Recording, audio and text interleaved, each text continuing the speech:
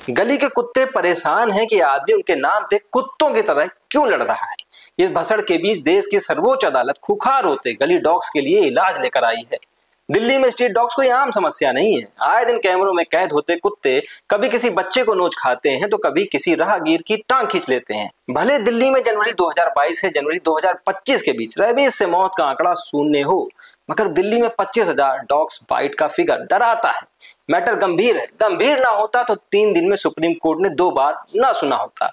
11 अगस्त को dog bite का मामला सुप्रीम कोर्ट के पटल पर गया और 14 अगस्त को सुप्रीम कोर्ट ने 8 हफ्ते के भीतर दिल्ली के सभी आवारा और लावारिस कुत्तों को शेल्टर होम्स में शिफ्ट करने का फरमान सुना दिया, जिसके बाद डॉग लवर सड़क पर उतर आए। खूब हल्ला मचा, इंडिया गेट को भी हिलाया गया। कानून के जानकारों ने भी सुप्रीम कोर्ट को झकझोरा, याद दिलाया तो अब 22 अगस्त के रोज सुप्रीम कोर्ट ने अपने ऑर्डर में एक नई शर्त नत्थी कर दी है।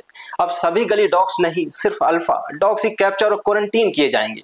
नमस्कार, मैं हूं अनुराग त्रिपाठी। आज बात इंसान के बेस्ट फ्रेंड की, जिसकी वफादारी की कस्में तक खाई जाती हैं। बॉलीवुड में तो उन पर फिल्में तक बन गई, मगर तादाद बढ़ी तो अपना गली डॉग दिक्कत भी बन गया।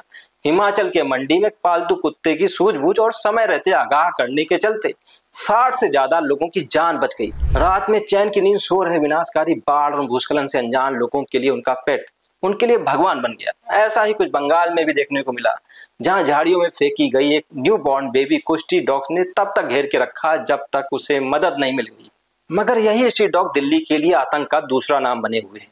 आए दिन कोई ना कोई शिकार बन रहा है। दिल्ली की सीएम रेखा गुप्ता पर तो हमला तक हो गया। शुरुआती छानबीन में हमलावर डॉग लवर निकला है, तो फिर सुबगाहट को आंच मिलने लगी। खैर, आपको लग रहा होगा कि गलियों में घूम रहे डॉग्स इक्का दुक्का ही होंगे, तो आपको बता दें कि दिल्ली में देखते ही देखते गली डॉग्स की संख्या 1 मिलियन को क्रॉस कर गई है। 1 मिलियन बोले तो 10 लाख। तो समझे आप समस्या कहाँ है। अब इतनी बड़ी तादाद में स्ट्रीट डॉग्स होंगे तो उनके फीडिंग की दिक्कत तो होगी ही। अब हर मोहल्ले में तो डॉग लवर होने से रहे, तो कुत्ते कभी इस गली में तो कभी उस गली में खाने की तलाश में मारे मारे घूमते हैं। जब कहीं खाने को नहीं मिलता तो भूखे स्ट्रीट डॉग्स गार्बेज में भी आपको मुंह घुसाते दिख जाएंगे। उनके बीच खाने को लेकर छीना झपटी आम है।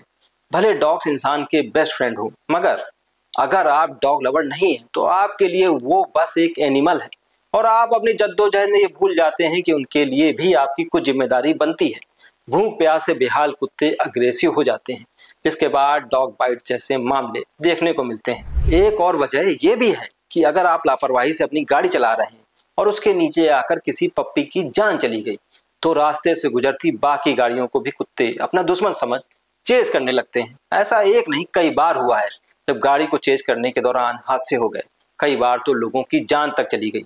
मगर फिर भी एग्रेशन डॉग्स का नेचुरल बिहेवियर नहीं है, ये हम नहीं कह रहे, एक्सपर्ट्स ऐसा दावा करते हैं। नाले में डूब रहे पिल्ले को बचाने के दौरान कबड्डी के स्टेट प्लेयर ब्रजेश सोलंकी को उसी पप्पी ने काट लिया।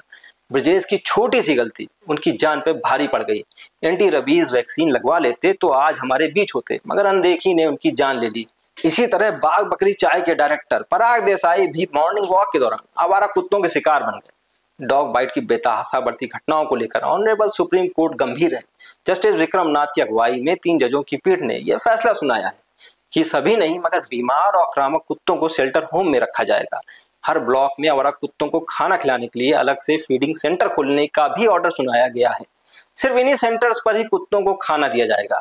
यही नहीं, अदालत ने आवारा कुत्तों को पकड़ने के काम में अड़ंगा लगाने पर सख्ती से निपटने के निर्देश भी जारी किए हैं। लेकिन क्या आवारा खुखार कुत्तों का यही इलाज है या ऑप्शन और भी है? बेंगलुरु म्युनिसिपल कॉर्पोरेशन से भी सीखा जा सकता है, जहां म्युनिसिपल कॉर्पोरेशन ने सभी 8 जोनों में लगभग 4000 आवारा कुत्तों को चिकन और चावल खिलाने का फैसला किया है, जिसकी अनुमानित लागत करीब 2 करोड़ 80 लाख है। हालांकि ये बजट बच्चों को मिड डे मील में परोसे जा रहे खाने से कहीं ज्यादा है, तो ऐतराज तो कईयों को है। बेंगलुरु की तरह ही पश्चिम बंगाल में भी बेसहारा कुत्तों को मिड डे मील से बचे खाने को परोसकर सरकार एग्जाम्पल सेट कर रही है। ऐसा ही कुछ दिल्ली में भी ट्राई किया जा सकता है, मगर दिल्ली की सरकार ये कदम उठाने में नाकाम रही, जिसकी वजह से सुप्रीम कोर्ट को आगे आकर सिचुएशन अपने हाथ में लेनी पड़ी। खैर, हर साल देश में 37 लाख लोग डॉग बाइट का शिकार बनते हैं, मायने करीब 10,000 हर रोज।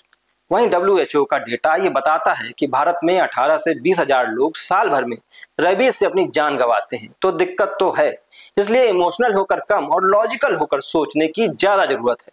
नमस्कार।